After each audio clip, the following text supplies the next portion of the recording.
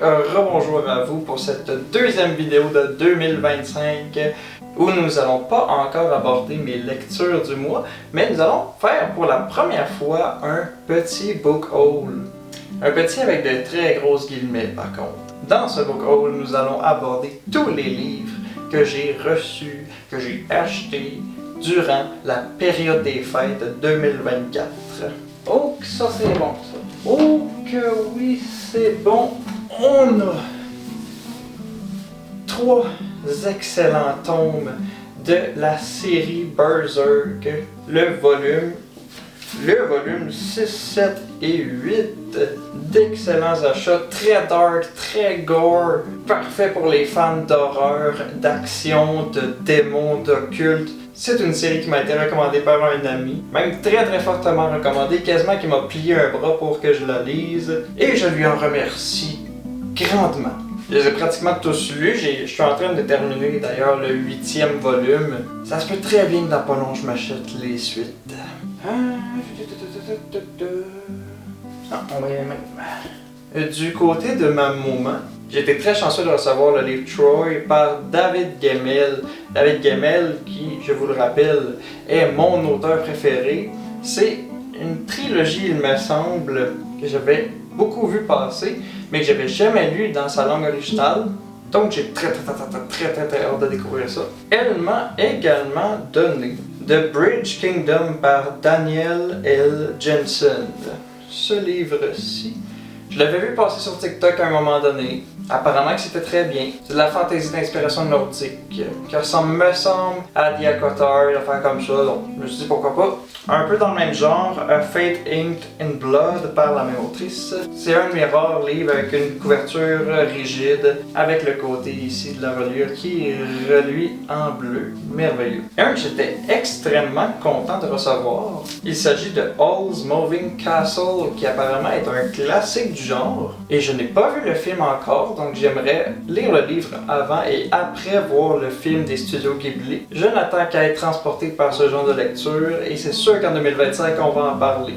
Du côté de ma copine, de ma blonde, de ma chiquita, on a le livre La librairie des livres interdits par Marc Lévy.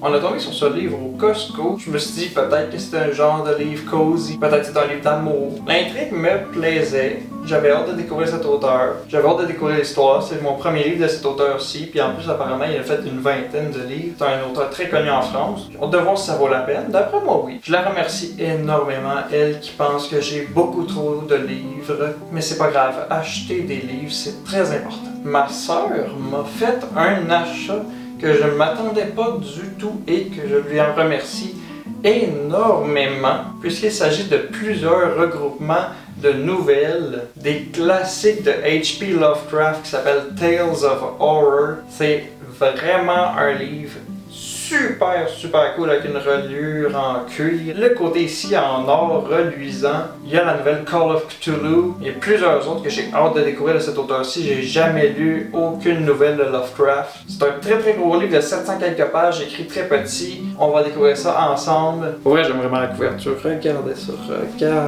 Très joli. Mes grands-parents m'ont fait l'honneur de m'acheter le premier livre de l'auteur David Gemmell qui se nomme Legend. Et en plus, ils m'ont donné la version des 25 anniversaires de ce livre que j'ai en français mais que j'ai jamais lu en anglais dans sa version originale. J'ai très hâte de le redécouvrir parce que ça fait très longtemps que je l'ai pas lu. Qui je trouve que son auteur est vraiment méconnu de nos jours et qui a su donner un nouveau vent de fraîcheur à la fantasy durant son temps. Dernier livre de ce book haul sur les YouTube. Il s'agit d'un livre très spécial, très culte, connu parmi les fans de Tolkien. Il s'agit du Silmarillion version illustrée que mon parrain m'a très gentiment offert. J'ai essayé il y a quelques années de lire le Silmarillion en français. J'ai rien compris. Et c'est normal, puisque c'est un livre qui est impossible à comprendre à sa première lecture. Apparemment, il faut le lire 3-4 fois. Et même là, t'es pas certain d'avoir compris toute l'histoire. Il s'agit des origines de la Terre du Milieu. Et justement, j'ai acheté Le Hobbit, il y a quelques temps, en version illustrée. Et je suis tombé en amour avec les illustrations de ces éditions-ci. Avoir su, j'aurais dû acheter même ces versions de Seigneur des Anneaux en version illustrée, puisqu'elles sont tout simplement fantastiques. En voici un exemple, justement, juste ici. Très joli.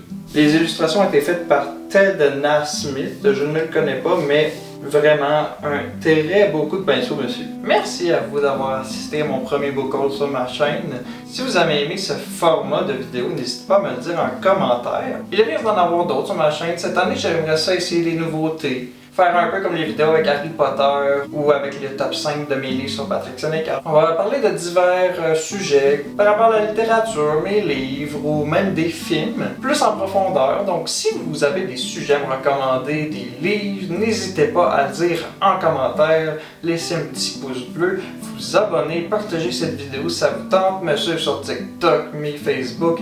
Peut-être même faire un petit tour sur Amazon afin de jeter un œil sur mes 5 livres qui sont répertoriés. D'ici là, je vous souhaite de très bonnes lectures, une très bonne année encore une fois. Et on se voit prochainement pour le premier lentre de la lecture de cette année qui va parler de plusieurs livres de Star Wars. À la prochaine!